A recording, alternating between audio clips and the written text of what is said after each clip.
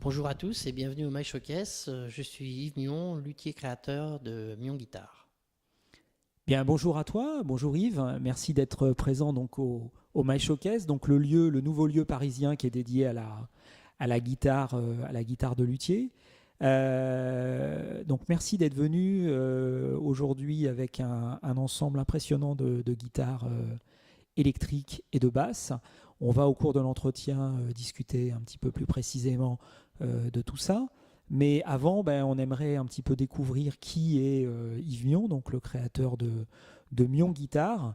Est-ce qu'on peut commencer par le commencement de ta carrière, qui probablement a dû débuter dans tes premières années à faire, je pense, comme beaucoup d'autres luthiers, des guitares un petit peu en amateur. Est-ce que tu peux nous parler de cette époque-là et puis nous expliquer comment les choses se sont passées après? Bien sûr, j'ai commencé à faire ma première guitare, j'avais 15 ans. J'étais dans mon village, il y a un groupe qui s'est monté. Ils avaient besoin d'un bassiste et je n'avais pas d'argent pour m'acheter une basse, donc j'ai pris des morceaux de bois et je me suis fait ma basse en ayant cherché beaucoup de documentation pour savoir comment était fait un instrument. Et au bout de quelques mois, j'ai fait ma basse qui marchait, qui était juste. Et de ce fil en aiguille, j'ai fait une guitare pour un guitariste, un ami qui jouait dans le groupe, et j'en ai fait plusieurs. Jusqu'à l'âge de 20 ans, j'ai fait 5 guitares. Et on Donc ça, c'est ton travail amateur qui t'a permis après d'évoluer vers un atelier plus professionnel. Donc je crois que tu as après rejoint assez rapidement les ateliers Vigier.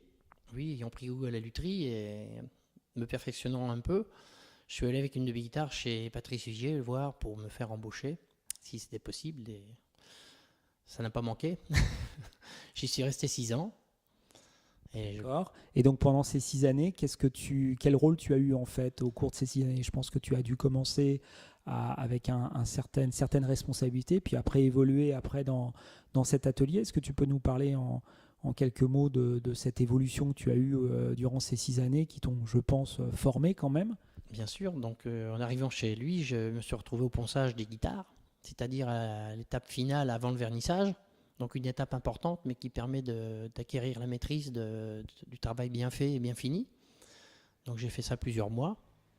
Et après, je suis passé sur tous les postes, sachant faire une guitare de A à Z, c'était quand même un atout. Et Patrice a su s'en servir et j'ai pratiqué toutes les parties de la lutherie sur l'instrument avant la finition et pendant la finition. Donc tu as globalement appris, on va dire, l'essentiel de tout ce qui est la constitution d'une guitare, tous les travaux, tous les composants au cours de ces 6 années. Et donc au bout de 6 ans, quelle a été l'étape suivante dans ton développement, on va dire, professionnel? Est-ce que tu as tout de suite créé ton atelier ou est-ce qu'il y a eu une phase intermédiaire? Non, je suis parti des établissements Vigier en 90. Et n'ayant plus de travail, je suis allé travailler chez un ébéniste. Je pensais m'installer, mais j'ai reculé un peu l'échéance, il fallait que je me pose. Et j'ai travaillé 17 ans en ébénisterie, restauration de meubles. D'accord. Et donc cette expérience que d'autres luthiers d'ailleurs ont aussi, pour certains, est-ce que c'est une expérience qui a été enrichissante, profitable, au sens où est-ce que finalement par rapport à la lutherie guitare, est-ce que ça t'a appris des choses différentes ou renforcé tes compétences sur certains aspects? Est-ce que tu as des exemples à nous donner, je ne sais pas, sur le bois, sur les alliances, les collages? Qu'est-ce que tu peux nous dire là-dessus? Les collages, oui, pas particulièrement, surtout sur les plaquages. Tout ce qui est essence de bois, plaquage et D'accord. différents matériaux et assemblages de plaquages qui permettent d'avoir des nuances et des maîtrises de bois différentes. Donc c'est quand même intéressant. D'accord. Et donc, suite à ces 17 années, donc tu nous dis 17 années de travail en ébénisterie meuble, hein, donc quelle a été l'étape suivante? Est-ce que c'est je crois comprendre, c'est la création de ta marque, Voilà. donc Mion Guitare, et l'établissement de ton atelier. Donc là, l'aventure qui nous concerne aujourd'hui commence. Est-ce que tu peux donc là plus précisément nous détailler cette aventure où tu te trouves aujourd'hui, etc. Donc comment a été fait le choix de créer ton atelier alors?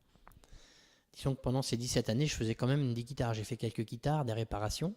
J'en faisais toujours, mais pour le plaisir. Et à 45 ans, j'ai décidé de faire ce qui me plaisait le plus, ce que je faisais en fait le moins. donc de m'installer en tant que luthier et en tant que créateur d'instruments. D'accord. Donc aujourd'hui, Mion Guitare, c'est un atelier qui est très actif. On le voit au travers de la gamme que tu présentes aujourd'hui, hein, je le rappelle. Pour ta venue à Paris au My Showcase, tu es venu avec une série de 10 guitares électriques, mais aussi deux basses qu'on ne voit pas là sur l'écran, mais qu'on peut retrouver dans l'ensemble des reportages que l'on fait actuellement à l'occasion de ta venue au My Showcase. Une question, juste peut-être que les musiciens ou les passionnés se poseront. On ne voit pas d'instrument de type guitare acoustique. Est-ce que tu n'es pas venu avec, ou est-ce que c'est en projet chez toi? Est-ce que tu peux nous en dire un mot? Alors celles que j'ai fait, j'ai pas pu les amener vu qu'elles ne sont plus à l'atelier. Et j'en ai d'autres en cours. Donc il y a 4 modèles actuellement qui sont en cours de fabrication. 2 Dreadnought, une guitare manouche et une jumbo. D'accord. Donc là, en fait, tu devrais avoir une gamme totalement complète, c'est-à-dire un ensemble de guitares électriques, acoustiques et des basses. Oui. D'accord. Ok, donc ça c'est très intéressant. Alors maintenant aussi, élément pratique, est-ce que tu peux juste... donc Mion Guitare, aujourd'hui, c'est un atelier qui est donc près d'Auxerre. Est-ce que tu peux nous donner un tout petit peu plus précisément l'adresse? Alors notre atelier est installé à Coulonges-à-Vineuse.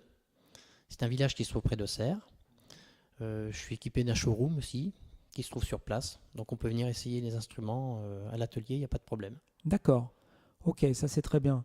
Donc maintenant, si on rentre plus dans le détail de ta gamme, ce qui pourrait intéresser l'ensemble des musiciens et des passionnés qui nous regardent, c'est de comprendre un petit peu, je dirais, les modèles clés de ta gamme, hein. Donc on voit quelques instruments là à l'écran, on ne les voit pas tous. Est-ce que tu peux peut-être nous citer les 4-5 modèles clés de ta gamme, et commencer peut-être par le premier, par le modèle Sonic? Donc à côté de moi, j'ai le modèle Sonic, qui est une guitare semi-holo, qui se présente d'un corps à cajou d'une table en charme pour ce modèle, avec une filetterie nacre autour d'une touche ébène. Donc ce modèle-là est conçu et réalisé avec ces matériaux. Mais j'ai d'autres modèles. J'ai par exemple la jaune, la verte qui se trouve ici, qui est une table en charme sur un corps à cajou, un manche à cajou, qui n'a pas de filetterie. Donc un modèle un petit peu plus simple dans la conception, mais différents alliages de bois. J'en ai une autre qui est là, qui est jaune, qui est une table érable, une caisse à cajou, un manche en érable aussi, qui est donc toujours dans la gamme, mais customisé différemment. Absolument, c'est ce qu'on voit. Ce qu'on voit, c'est des différences en termes de bois, de table, de micro, de finition, bien évidemment de touches, hein, des touches qui peuvent être variables en termes de bois. Donc là aussi, on a donc ça, c'est le premier modèle phare de ta gamme. Donc c'est le modèle Sonic. Est-ce que tu peux nous parler donc du deuxième modèle? On voit dans le fond. Quel est le deuxième modèle que tu peux nous présenter? À côté, j'ai le modèle Ascalon, donc qui est une guitare un peu plus forme stratoïde, équipée aussi de simples bobinages et de doubles. Elle peut être équipée de 3 simples ou de 2 doubles, c'est au choix du client. Là, pour ce modèle-ci, je l'ai monté comme ça pour la présentation, pour qu'on puisse voir le modèle. C'est une table en charme, un corps à cajou, un manche en érable. Donc c'est une guitare qui a un manche vissé. En termes de micro, en termes d'électronique, on voit beaucoup de micros Benedetti sur l'ensemble de tes instruments. Est-ce que c'est des coups de cœur pour ces micros qui sont des micros de qualité employés par beaucoup de luthiers? Est-ce que tu peux nous dire effectivement sur la Sonic ou sur les autres modèles pourquoi tu emploies les micros Benedetti? Alors voilà, oui, pratiquement toutes mes guitares sont montées avec des micros Benedetti. C'est ce que je propose, moi, à la vente. Après, chacun peut avoir les micros dont il a envie. Ça, c'est absolument pas un problème. Mais moi, personnellement, je pense que ce sont de très bons micros, qui ont vraiment un potentiel et une richesse et une couleur que d'autres n'ont pas, je pense. En plus, c'est quelqu'un qui fait des micros vraiment intéressants, donc pourquoi pas les utiliser. D'accord. Ok, donc ça, c'est ton deuxième modèle. Est-ce que tu peux nous parler donc d'un troisième modèle de ta gamme? Oui, bien sûr. Derrière moi, j'ai le modèle Spirit, donc qui est la guitare blanche. D'accord, la guitare blanche, d'accord. Qui est une guitare customisée pour un musicien qui m'a demandé ce modèle. Donc après, elle est équipée donc, de micro Benedetti, d'un simple bobinage qui est... Enfin, c'est plutôt d'un double bobinage, format simple. C'est moi qui se trompe dans l'histoire. Des mécaniques qui sont autobloquantes, après une incrustation, donc une tête de loup en acre, parce que la personne a voulu cette incrustation sur son instrument. Donc tout est possible, je peux la customiser, tous les modèles sont customisables. Tout à fait, c'est ce qu'on voit, c'est un modèle qui est un modèle là pour le coup de commande complète que tu as tout à fait réalisé à la demande du musicien. Exactement, j'ai même fait les plans avec le client et il est venu suivant les différentes étapes pour suivre la fabrication de son instrument. D'accord, très bien. D'accord, donc ça c'est ce troisième modèle. Est-ce que tu peux nous évoquer un quatrième modèle? Alors à côté de moi j'ai le modèle Raven, donc qui est une guitare en érable.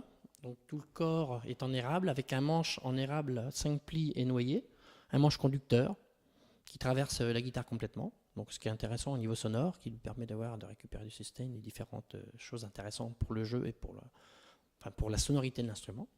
C'est une table en noyer qui est avec une touche ébène et une filetterie érable sur le tour.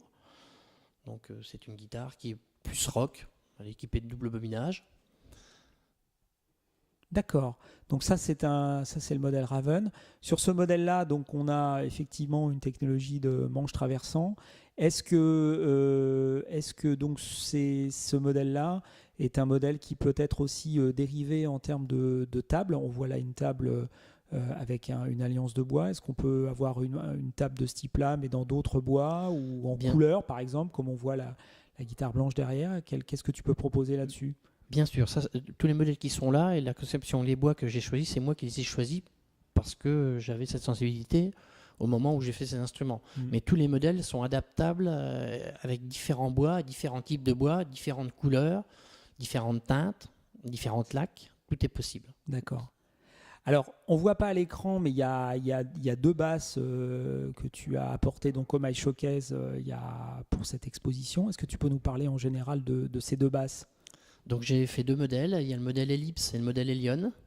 Donc là, j'ai une basse 5 cordes et une basse 4 cordes. Elles sont à manche vissée. Je peux les faire en manche conducteur, c'est absolument pas un problème.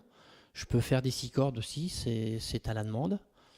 Ensuite, elles sont équipées de micro Benedetti aussi, qui sonnent d'enfer. Pour les basses, c'est vraiment super aussi. Donc là, on est en électronique active sur les basses. Voilà, j'ai un électronique qu'un ami électronicien m'a fait spécialement pour moi. Donc vous aurez cette électronique-là que sur mes modèles. D'accord. Ce qui permet de les personnaliser un petit peu aussi dans les sonorités, dans les conceptions. D'accord.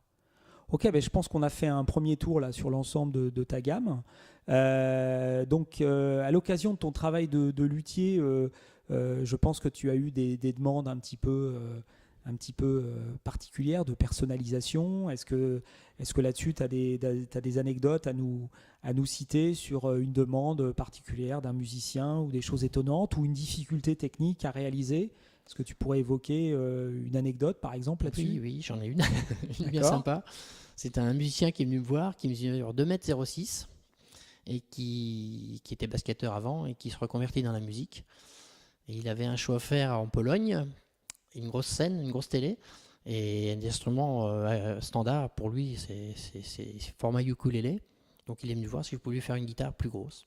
Donc il a voulu une forme Explorer, caisse augmentée, manche un peu plus gros, parce qu'il a vraiment des mains impressionnantes. Donc je lui ai fait la guitare sur mesure pour lui, qui est tout en acajou, qui a la caisse sculptée, scalopée comme il a voulu. C'est vraiment son instrument, c'est vraiment une customisation propre. Et il en est complètement amoureux, il ne la lâche plus, il joue avec depuis parce qu'il a une guitare à sa taille où il est vraiment à l'aise dessus. Donc tout est possible, après il suffit de comprendre la demande, le client et de savoir interpréter ses besoins. D'accord, ah oui, donc ça effectivement c'est une anecdote assez intéressante. Donc c'est faire une guitare avec une taille différente pour être conforme à la morphologie du musicien. Oui, c'est important. Alors justement, cette anecdote, elle nous permet de poser la question de la customisation, puisqu'on voit en fait un certain nombre d'instruments que tu présentes donc au My Showcase. Ces instruments, donc on les trouve bien évidemment en l'état assez intéressant et très joli pour certains. Après, on sait que chaque musicien a ses goûts particuliers en termes de couleurs, de micro, de personnalisation, de filetterie. Par exemple de manches ou d'ailleurs. Comment tu réponds à la demande des musiciens qui vont te demander, par exemple, sur un modèle sonique, une couleur de table différente ou un type de bois différent en table, ou par exemple de ne pas utiliser des micros Benetti mais de mettre d'autres micros ou de mettre des électroniques actives ou ce genre de choses. Est-ce que tu es vraiment un luthier qui permet l'ensemble des customisations et quel type de customisation? Donc dans nos ateliers, on peut absolument tout réaliser. Il suffit d'avoir la demande. À partir du moment où le musicien sait ce qu'il veut, on monte un cahier des charges. Comme ça, je sais exactement ce que la personne veut comme instrument, les micros qu'il souhaite, le son qu'il souhaite, les bois qu'il a envie d'avoir. Après, je le conseille dans certaines directions, parce que des fois, il y a des choses un peu farfelues. C'est à moi de diriger la chose pour qu'il y ait l'instrument qui corresponde à ce qu'il veut, non pas forcément ce dont il a l'idée. Et puis, à partir de là, à moi de réaliser pour faire ce qui est demandé. D'accord. Donc on peut tout à fait personnaliser tout ce qui est, je dirais, dans l'imagination de chacun, que ce soit des inscriptions en nacre, de la couleur de table ou des alliances de bois sur lesquelles tu nous conseilleras aussi. Si jamais on fait des erreurs, tu pourras nous dire bah non, il vaut mieux peut-être combiner ça avec ça. Donc toutes les combinaisons de bois sont possibles aussi, dans la mesure où ça fait du sens. Toi, luthier, tu nous expliques que oui, c'est intéressant. Donc on peut arriver à, dans les modèles que tu proposes, faire des combinaisons de bois qui seront propres au goût et au choix de chacun. Voilà, exactement. C'est l'avantage de pouvoir dialoguer avec le musicien. Il faut pouvoir avoir une guitare qui va être personnalisée au niveau sonore. Là, c'est à moi de lui conseiller ce qui peut aller bien. Mais généralement, on arrive à tomber dans les critères. Et en plus, après, l'esthétique. Donc Tout à après, fait. c'est le choix des bois. S'il peut venir choisir les bois, c'est encore un plus pour lui parce qu'il a vraiment l'instrument dont il a envie. Alors, donc je pense qu'on a compris ta démarche. On a visualisé un petit peu les différents modèles que tu proposes. Bien évidemment, on suggère à l'ensemble des musiciens et des passionnés qui regardent d'aller sur ton site, donc www.lutherie-mion.com pour regarder plus en détail l'ensemble des modèles qui sont proposés ici, qui ne se voient pas nécessairement à l'écran. Maintenant, une question que beaucoup de musiciens se posent quand ils sont à l'aube d'une décision de changer d'instrument pour aller vers un instrument de meilleure qualité, finalement c'est le prix. Aujourd'hui, on voit des instruments qui sont extrêmement bien finis, des instruments avec beaucoup de raffinement. On est un petit peu dans l'expectative du coût et des prix associés. Est-ce que par exemple tu peux nous donner quelques illustrations de prix? Par exemple, le modèle Raven que tu as dans les mains, c'est un modèle qui commence à partir de quel prix par exemple? C'est un modèle, donc un manche conducteur, il y a du travail dessus qui est quand même important et puis une finition importante. Donc c'est un modèle qui commence à partir de 2900 euros. D'accord, 2900 euros d'accord pour ce modèle. Et par exemple le modèle Sonic qu'on trouve à côté de toi, donc dans la finition dans laquelle on est, qui est une finition quand même très avancée, là on est vraiment voilà, on est un peu plus customisé. Donc on va être dans les 3003, 3004. Après, ça dépend de l'importance de la customisation. D'accord. Et dans le bas de gamme, il va commencer autour de 3000. D'accord. Ok, donc on est sur des produits qui sont effectivement autour de 3000 euros. Sur des modèles, je dirais, plus entrée de gamme, dans des modèles différents, type solid body, vraiment pur, voilà. Plus rock. Par exemple, le modèle que tu as derrière toi. Donc la Scanlon, le modèle le plus standard, voilà. Donc là, on va rentrer dans une gamme de 2400, 2300, 2400 euros. On va commencer à pouvoir avoir une guitare qui est quand même originale, qui reste somme toute plus abordable et plus simple. D'accord. Et alors, les basses qu'on ne voit pas à l'écran, sur les prix des basses, là aussi, une fourchette. Est-ce que tu peux nous donner une fourchette sur les basses? On va tourner autour de 3000 aussi. D'accord, très bien. Au cours de 3000. Ok, écoute, ça, c'est une question qui est importante pour le musicien. Écoute, je pense qu'on a, je pense, avec toi, partagé là, pendant ces quelques minutes une partie de ta vie, de ton parcours. On a mieux compris le sens et la philosophie de l'ensemble de ta gamme. Écoute, on souhaitait te remercier d'être venu au My Showcase, présenter l'ensemble de tes instruments. Et puis, un grand bravo pour ton travail. Et puis, écoute, on te dit merci. Et puis, à très bientôt.